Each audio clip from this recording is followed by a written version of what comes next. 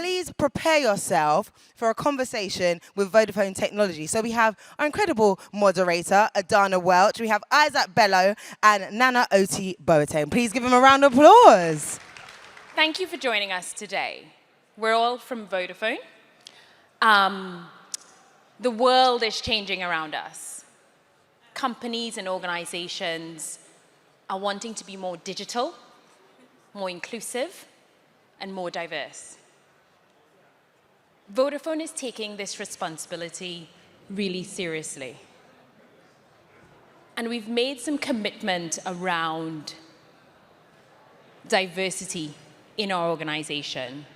We said by 2030, we want to have 25% of our senior leadership team to be from an ethnically diverse background. And so we're trying to lead the future, changing our organization to become a tech comms company. You would have heard our CEO mention a tech comms company a couple of times. And we know that it's important to ensure that we have the right people at our organization. More people that look like me and you. We're the future. And it's important that today we recognize the importance of our value and what we can bring to organizations like Vodafone. I'm Adana Welch.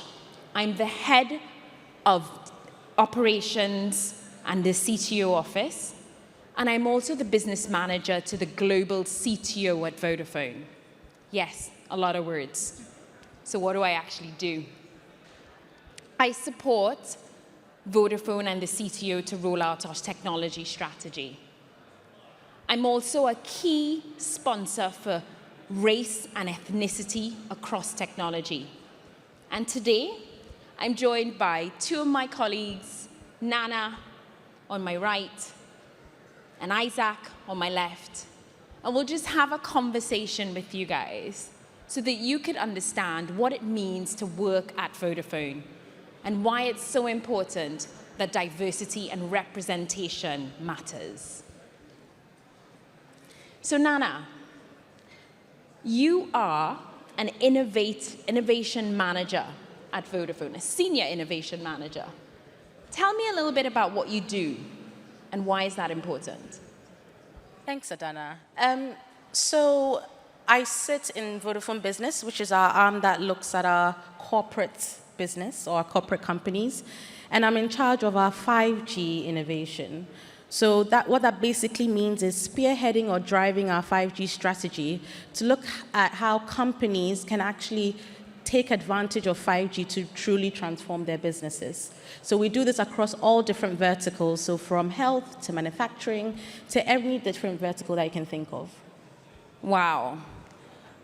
Why is 5G so important for us as a changing world?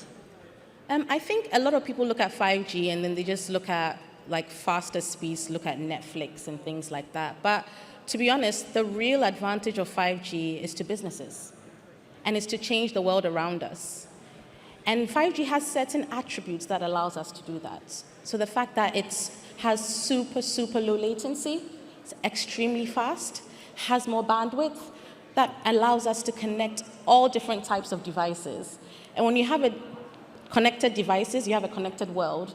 And all those devices kind of pull out a lot of information or data that helps us in our daily lives. So from transforming healthcare, allowing diagnostics to be done by artificial intelligence, having remote operations and surgeries. So that's being able to bring in someone into an operating room with the right level of knowledge and experience from a whole different country.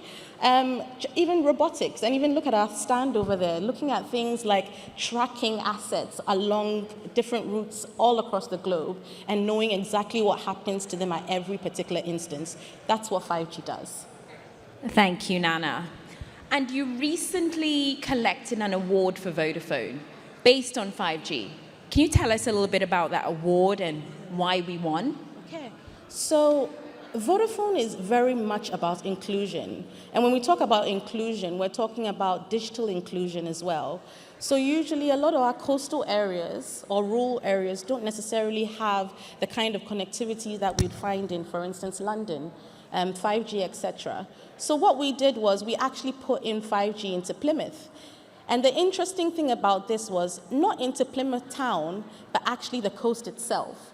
So we were actually able to provide 5G on the waters of Plymouth, enabling Plymouth to actually become the world's very first 5G marine testbed. And if we have this kind of testbed, what we're looking at is how we bring to life things like autonomous vehicles, anything that's in marine technology, basically, you can test it right here in the UK, and it's the only place that you can do it currently. Thank you, Nana. Nana, I'll come back to you, Sure. Mrs. Innovation over there. Isaac, so you live in Ireland.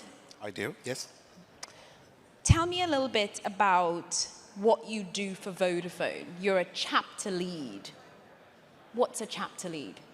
Actually, a digital chapter lead. So thank you for that question, and thank you for the opportunity to be here today. As a digital chapter lead, it's a new term for being a technical manager in the digital world. As a digital chapter lead, I have the unique opportunity to actually work with product owners, business analysts, DevOps engineers, full stack engineers, and we come together. It's more like having a tribe and different squads. This is missing in the old technology industry today in terms of I'm a PM, I'm a product owner, and things like that. It's becoming obsolete.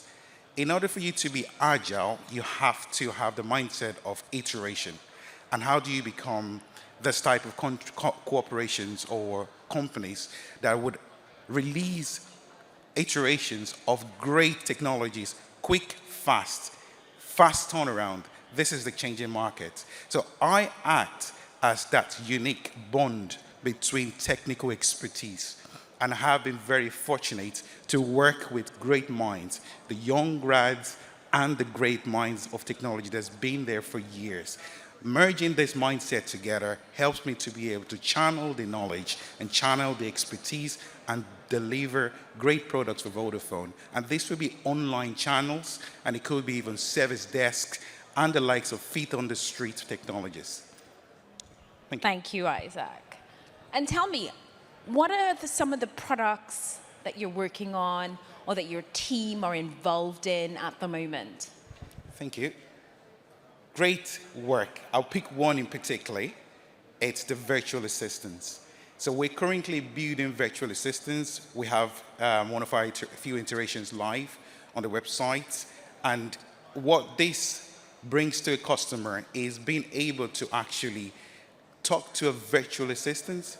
Not that we're trying to take away the work from a care agent, but to allow the care agent to be able to explore other ways of actually engaging with customer product and being able to serve customer with a better experience. So we build certain components that would allow you to be able to interact with the virtual world and being able to actually deliver what a customer wants. Today, how can I say I would like to actually save some of my credit ratings? I want to be able to save some of my billings. I want to be able to say in the next few weeks, how can I project the amount of calls that I will be able to utilize?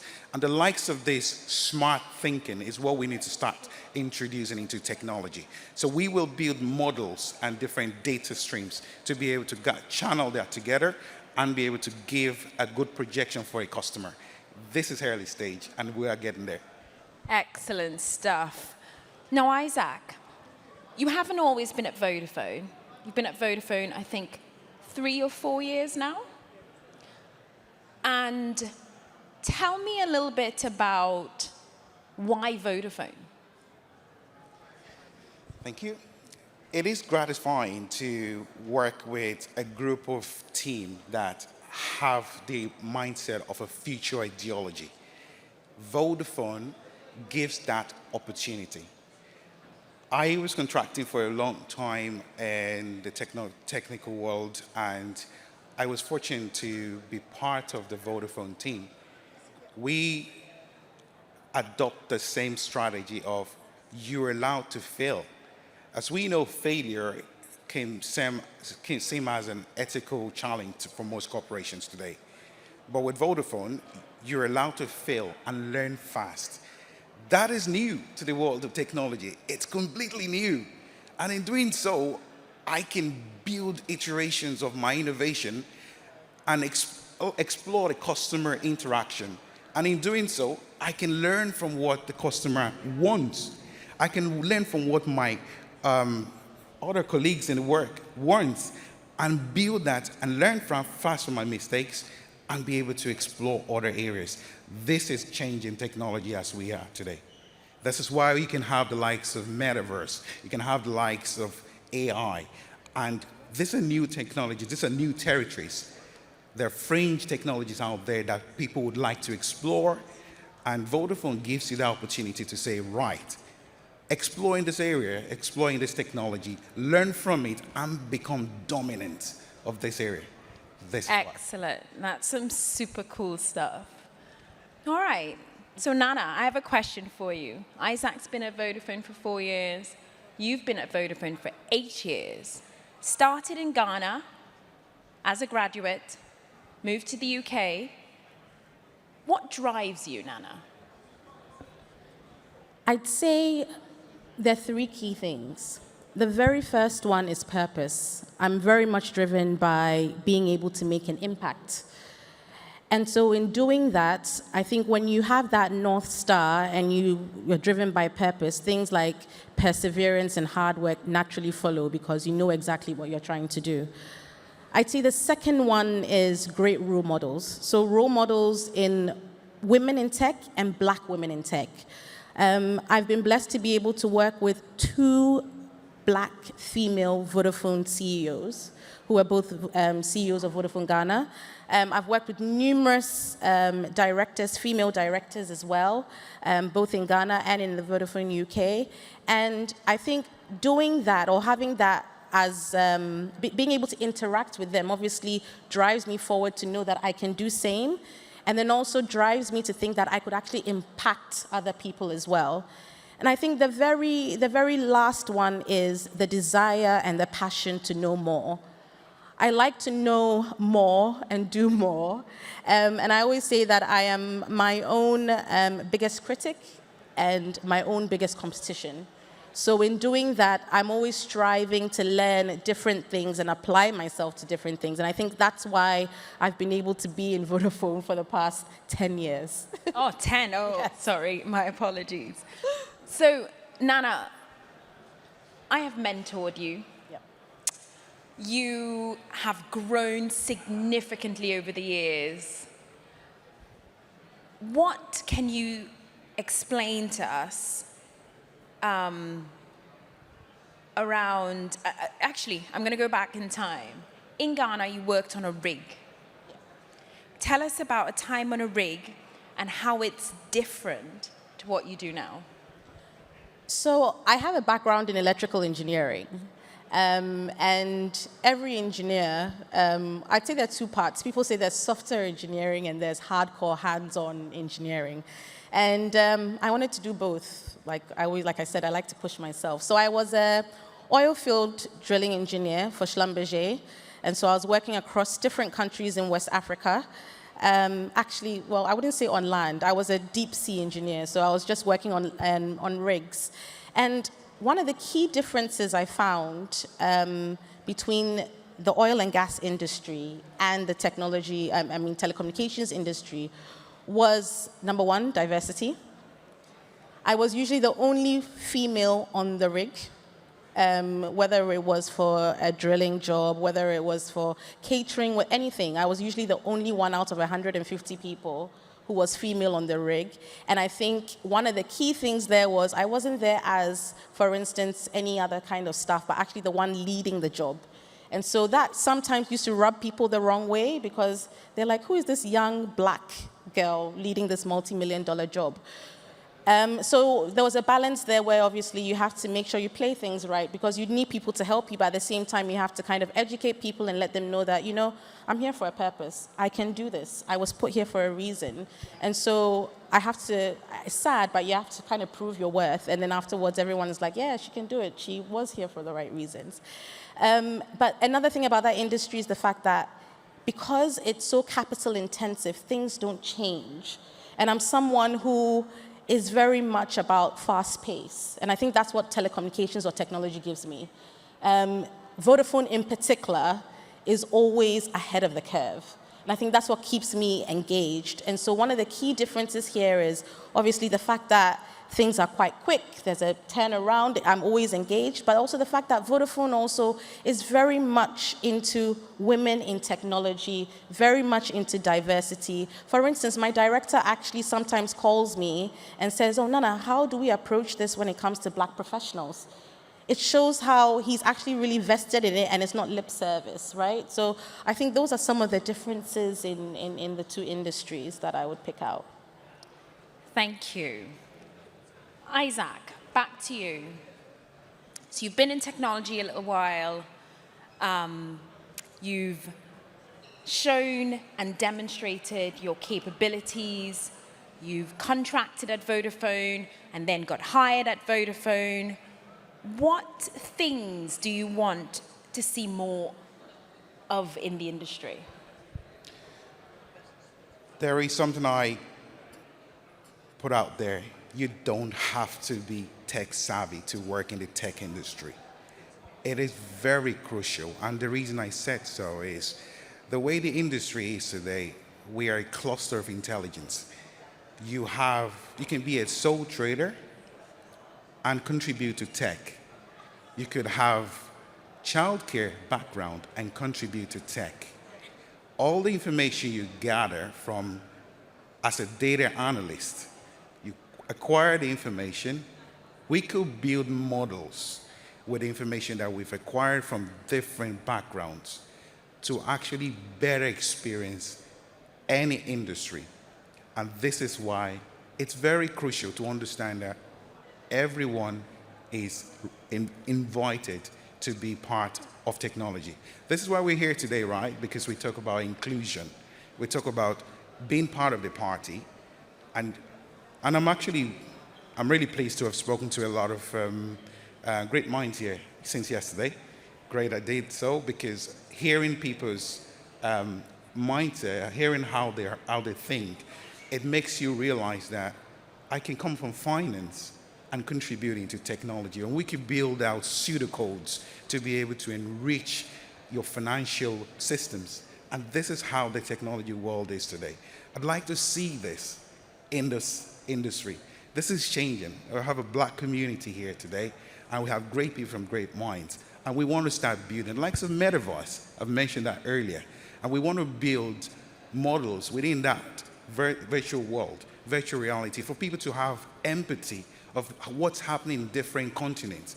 You can be based in Africa, you could be based in America, you could be based in Asia, but we build a community. And how do I do this? It's because of the data that I've acquired from different sources. This is what needs to change. Thank you, Isaac. All right, guys. Do you want to ask me any questions? I think I'll start off with your position of authority in the business and your position of influence, right? So how do you use your position to influence diversity and inclusion in Vodafone? That's a loaded question. So I've been at Vodafone for around 12 years. And I like to say that I really grew up at Vodafone. You know, I started at the age of 24. And I started in a non-technical role. I started in technology finance. And now, being part of the technology leadership team and having a say at that table around the decisions that made across technology, and being the only black female on that table is quite a unique position and one that I don't take lightly. And I think my influence comes by being different, bringing a different perspective, bringing a different thought, leadership, value to the table. But also now I'm in a position to push the dial. So now I'm in a position where we like to say we get it done together at Vodafone. I'm in a position to question how we do things. How are we recruiting? Why don't we have more diverse people that look like me around the table? Who's making the decisions? I work very closely with HR on the diversity strategy. I work very closely around education, educating people about race, educating people about unconscious bias. I'm an ambassador for the Change the Face campaign. And the reason why I got involved in the Change the Face campaign, this is an alliance where 14 other organizations have come together to really push the dial of diversity in tech, is because I looked around Vodafone and I didn't see many people that looked like me. And that's a challenge. When you are not represented, you kind of go in a little shell. And I'm not someone who's in a shell. I questioned why we weren't doing more. And now we have lots of campaigns around Vodafone, around recruitment, around retention, around development, looking internally for talent, for placing people in different roles to gain different experiences. We've partnered with McKinsey on a leadership program. We have all our senior leaders go through race fluency training. We have withstander training across Vodafone. We have a speak up program. If someone feels that they have been, if they've experienced, injustice and imprisonment, that they can speak up. And I think for me, being present and being visible and being the best me, the best version of me, makes a path for someone else. I think it's also important to mentor, to share your story, to tell people about your experience, what drove you, how did you get to where you were, and to encourage people coming up in their career. And that's how I do a little bit. I do a lot more, but that's a little bit about what I do. I have a question for you, and while we talk about identity, and identity is becoming a hot discussion in most corporations, have you had to struggle with your identity while progressing your career? Sorry about this, it's quite personal, but I think it's good to hear it from your side. Identity is something that I struggled with very early in my career. Today I'm proud to sit or stand in front of you and wear my natural hair, And I think that is something that I had to learn over the years, that it's okay to be me. It's okay to not be apologetic for my blackness. But I had to learn that the hard way. I felt a need to blend in. I felt like I needed to soften my edges to progress my career, especially in a technology organization where there weren't many black faces around. And it wasn't until 4 years ago I gave birth to a little boy with a huge afro. You can't hide his afro. It is huge. And I said to myself, you know what? I've got a little boy with a huge fro that I have to show him how to love himself, and I can't. I used to wear weaves and wigs. Now I still love my weaves and I still love my wigs, but I don't feel like I have to put that on to become me. And I think identity is something that a lot of black people struggle with because we were taught as a young age that we had to straighten our hair to conform. But that's changing. And we are changing the rules. And we are changing how people see us and why it's okay to step into a room with my afro and feel proud because I can do the job just as good as anyone else. Thank you.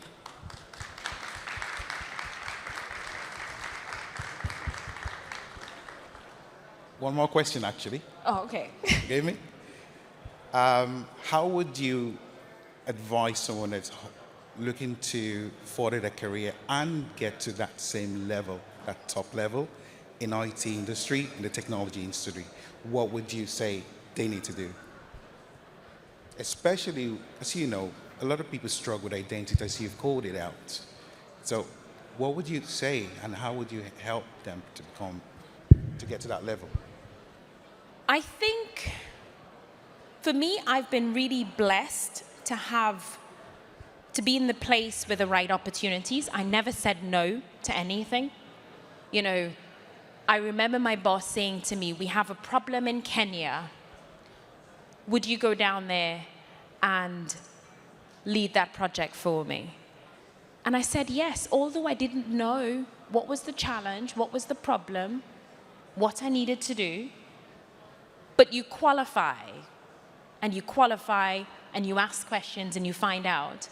So I think for me is taking opportunity and recognizing when opportunity is in front of you. I think it's important to keep learning, be a sponge, absorb everything. I still learn today.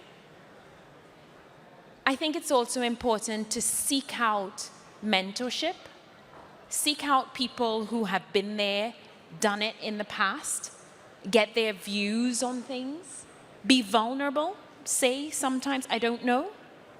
Can you explain that to me a little bit more? And don't be afraid to fail. There are things that you will get wrong, but it's through that failure, it's through those experiences that you learn, that you grow, that you become bigger and better. And I think is challenge yourself. When you think you cannot do something, you are limitless, and we live in a limitless world. So be limitless. Yeah. Thank you. Nana, any more? Okay, you mentioned your son, so let me just ask this one. So with your position at work, obviously, you literally are the right-hand woman of one of the biggest guys at Vodafone. And then you have your lovely son with a huge fro and a new one. So how do you balance all of those? So I'm just returning from my second maternity leave. I have a daughter who is 10 months as of 2 days ago, and a son who's 4. And yes, I am the business manager to the global CTO of Vodafone. I run the CTO office. But one of the key things that I have to do every day is prioritize. Prioritization in my personal life as well as my professional life. And I also think it's important to be very effective about how you work and when you work. As a mother, I have to do certain things that allows me to be a mother first, because that's my first job before I walk into the office. But also having a very good relationship with my boss and setting expectations. When do we need things? Planning ahead. Planning is key. I live in West London, so Hampton, but I left my house at 6:15 this morning because I knew the importance of being on time. Be on time. Show up. Be present.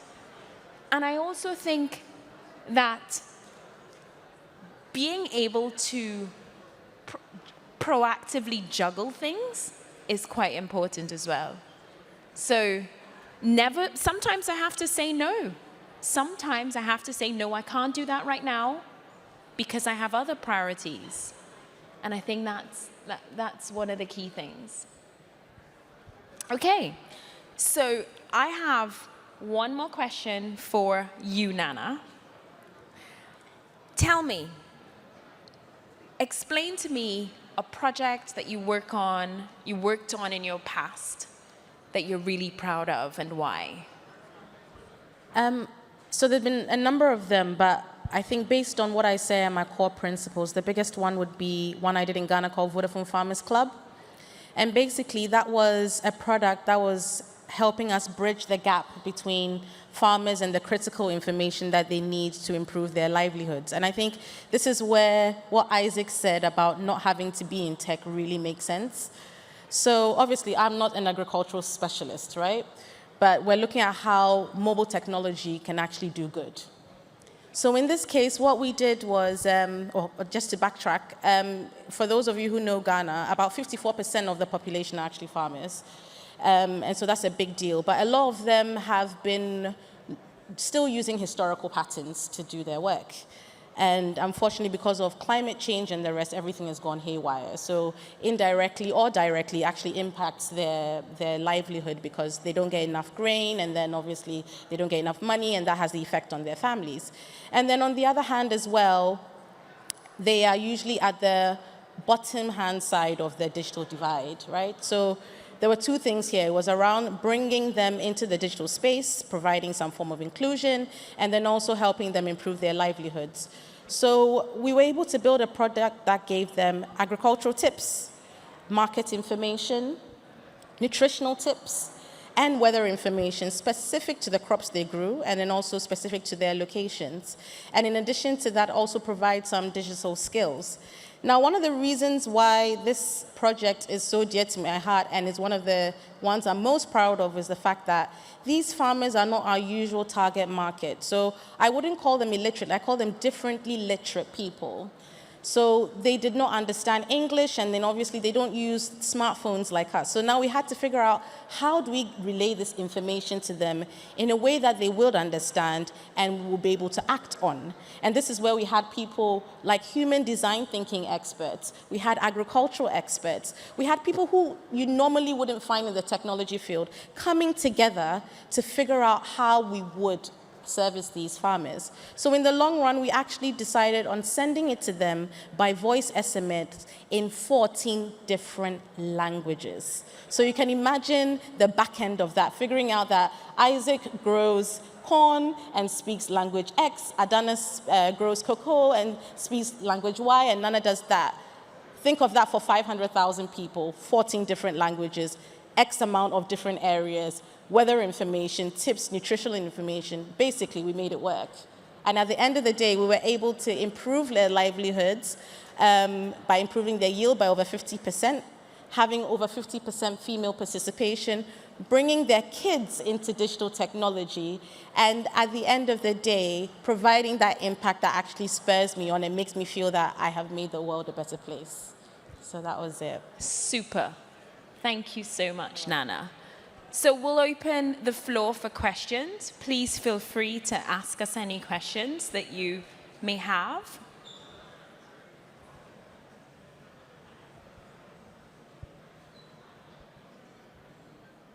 Come on, don't be afraid. We won't bite.